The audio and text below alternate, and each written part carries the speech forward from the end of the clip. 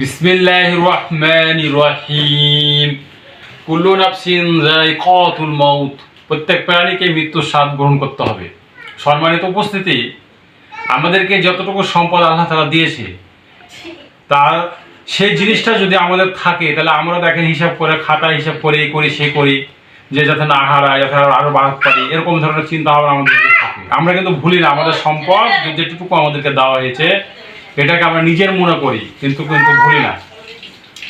এই জিনিসগুলো মনে রাখতে হবে যে আল্লাহ তাআলাও কোনো কিছু ভুলেন না, কেননা তার সম্পদ যতটুকু কে কি করছে না করছে সবই তার ভিডিও করে এবং হিসাব করে রাখছে। দেখেন, একটা মানুষ, আমি সারা জীবন এই দুনিয়ায় আমাদেরকে পাঠিয়েছে আমাকে পরীক্ষার জন্য। এখন আমি যদি হেলায় খেলায় জীবন পার করে দিই, কিংবা কিছু মনে না করি, মৃত্যুর কথা স্মরণ না করি, তবে আল্লাহ তাআলার কিছু হবে না, হবে আমার ক্ষতি। কারণ আজরাইল আলাইহিস সালাম সময় মতন আমার সামনে খারাপ হয়ে যাবে। যতটুকু সময়, 1 সেকেন্ডের এই পার থেকে ওই পার হতে দেবে না। এই জন্য সম্মানিত উপস্থিতি, আমাদেরকে এই যে পৃথিবীতে আসছি এটা কিন্তু খুব ভয়ঙ্কর জায়গা। এই জন্য এর বিস্তারিত পরে আলোচনা করা হবে। সংক্ষেপে কিছু হয় না, তবুও বলতে হয়। একটা জিনিস বারবার করে বিক্রিয়া করে এইভাবে বলতে হয় আমাদেরকে।